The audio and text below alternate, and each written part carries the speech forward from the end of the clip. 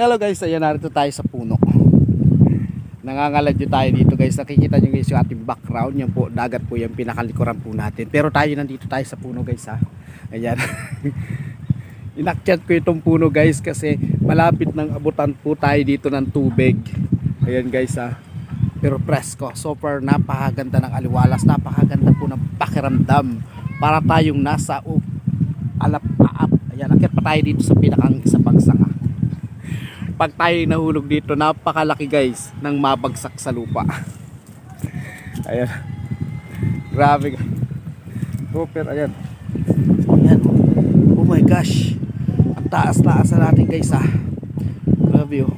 Natatabunan tayo ng mga pinong dahon. Ayan, mga pinong dahon yan. Comment down below guys, anong tawag po dito sa puno na to. Napakaganda niya at napakakinis po. Ayan po yung ating tubig po yung ating babagsakan, pero mababaw pa naman siya, hindi pa siya as in malalim, pero parang lumalaki na yung tubig guys. Lumalaki na, grabe. Yan, first time kong umakyat guys sa puno. Ayan, first time kong umakyat sa puno. Ayan.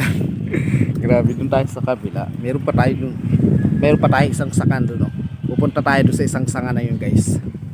Ayan, grabe, nakakatakot ng umano ha. Baka tayo dito mahulog guys. Ayan.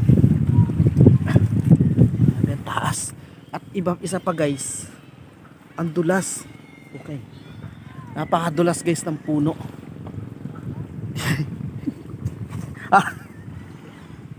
Oh my god. Mga tayo rito yung mapahiya guys ha. Mga tayo rito yung mapahiya. Pagtawanan tayo dito pagka tayo nahulog. Grabe, ang dulas ng puno. Ibang klaseng ibang klase siyang apakan kasi madulas sa paa. Balik tayo sa pinaka sa gitna. Dito lang tayo sa gitna. Kasi tingnan niyo guys yung dagat at medyo lumalaki na, tumataib na po.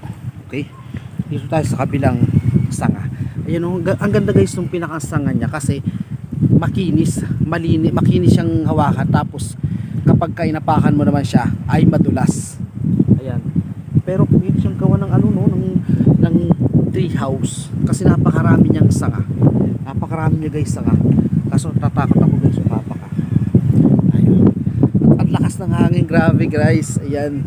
In fairness, 100. Ayan guys yung pinakandagat niya. Lumalaki na at tumatais na umaano na yung tubig. Umaakit na sa dalampasigan. Ibig sabihin guys, lumalaki na, tumataib na po. Ayan. Ngayon guys, hindi na ako magtatagal. Maraming salamat po sa inyong panonood. Baka tayo mahulog.